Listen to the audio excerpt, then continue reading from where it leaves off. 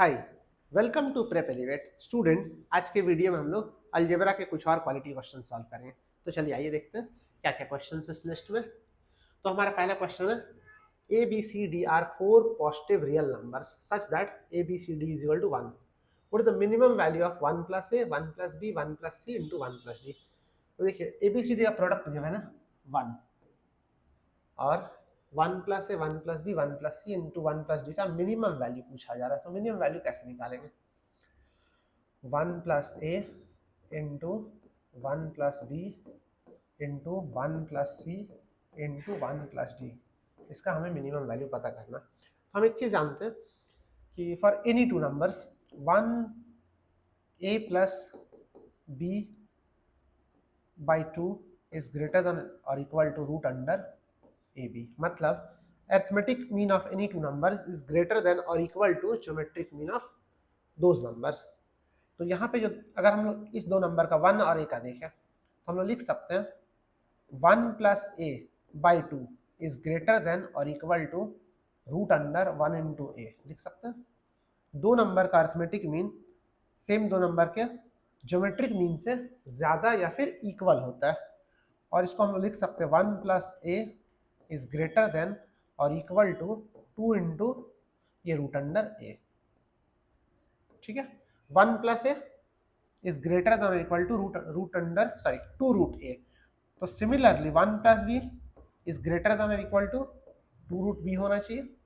1 plus C is greater than और equal to 2 root C, और 1 plus D is greater than equal to 2 root D होना चाहिए। ठीक है, टी वैल्यूज के यहाँ पुट करते हैं। ठीक है, तो इसका वैल्यू क्या होना चाहिए? इज ग्रेटर देन और इक्वल टू 1 प्लस ए की जगह पे 2 root A into 2 root B into 2 root C into 2 root D.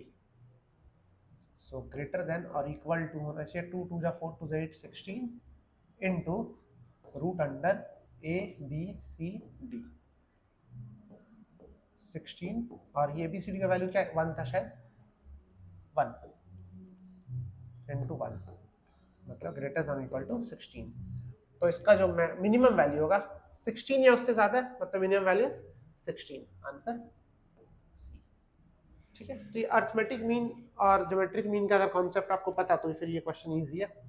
देखते हैं हमारा next question. If alpha beta are roots of the quadratic equation x square minus 10x plus 15 is equal to 0, then find the quadratic equation whose roots are alpha plus alpha by beta and beta plus beta by alpha। ठीक है, तो यहाँ पे given है, ये हमारा equation है। यहाँ से हम लोग अल्फा और बीटा का वैल्यू निकाल सकते हैं। तो x square minus 10x plus 15 is equal to 0। तो sum of the roots alpha plus beta का वैल्यू यहाँ से मिल जाएगा, alpha plus beta is equal to minus B by A मतलब 10, और अल्फा बीटा का वैल्यू सी बाई ए मतलब 15। और हमें जो क्वाड्रेटिक इक्वेशन निकालना है जिसका रूट्स गिवन है alpha plus alpha by beta and beta plus beta by alpha. Alpha plus alpha by beta ये रूट्स होना चाहिए, beta plus beta by alpha ये दोनों रूट्स होना चाहिए, वो इक्वेशन में बताना। ठीक है, तो यहां से जो सम ऑफ द रूट्स होगा, sum of the roots s is equal to sum of the roots this plus this करेंगे क्या आ जाएगा, alpha plus beta plus alpha by beta plus beta by alpha. ठीक है, is equal to alpha plus beta तो हमें पता है 10 प्लस ये हो जाएगा alpha square plus beta square by alpha beta, 10 plus alpha plus beta whole square minus 2 alpha beta divide by alpha beta is equal to 10 plus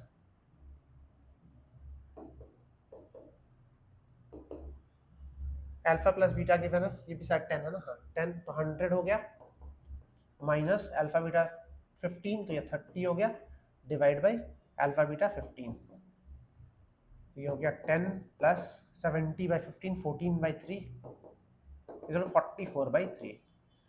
क्या मिला? 44/3, S का वैल्यू मिला 44/3। ठीक है, यहां से हम लोग प्रोडक्ट ऑफ द रूट निकाल लेते हैं, P.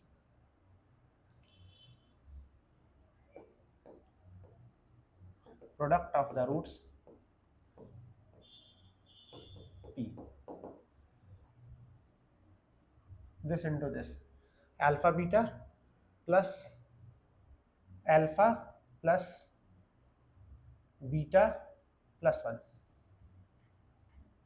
alpha beta plus alpha plus beta plus 1 is equal to, alpha beta तो 15 है और ये 10 है और ये 1 है, इज इक्वल टू 26। तो p मिल गया, s मिल गया, तो इक्वेशन क्या होता है? X square minus S x plus P, ये इक्वेशन होता है। उसको लिख सकते हैं एक्स स्क्वायर माइनस एस हमारा कितना था 44/3 एक्स प्लस पी कितना 26, 3 से मल्टीप्लाई कर देते हैं तो 3x square minus 44x plus 78, ये हमारा इक्वेशन होना चाहिए, 3x square minus 44x plus 78,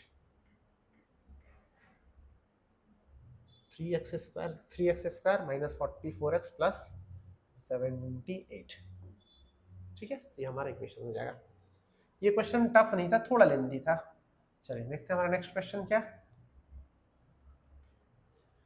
The number of real roots of the equation a square by x plus b square by x minus 1 is equal to 1, where a and b are real numbers not equal to 0 simultaneously। मतलब एक zero हो सकता है, दोनों eight ए time zero नहीं होना चाहिए। a square by x plus b square by x minus 1 is equal to 1। क्या पूछा जा रहा? Number of real roots of the equation a b are real numbers. अच्छा, लिखा है कि दोनों एट ए टाइम जीरो, कितना सारा रूट है ये बताना है बस। जनरली 1 या 2 ही रूट्स होता है, चेक करते हैं, कभी कभी जीरो भी आता है।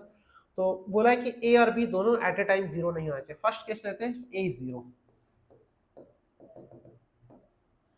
तो ये पार्ट जीरो हो गया। क्या मिला हम लोग को? B square is equal to x minus 1, तो एक्स का एक वैल्यू तो यहाँ से आ रहा है b square minus 1, b square minus 1, और ये रियल नंबर है मतलब एक वैल्यू यहाँ पे मिलेगा। तो यहाँ से सिंगल, अगर a जीरो तो फिर हमें एक रूट मिलेगा, अगर b को जीरो, सिमिलरली b को भी जीरो रखेंगे तब भी सिंगल रूट ही आएगा। If b is equal to zero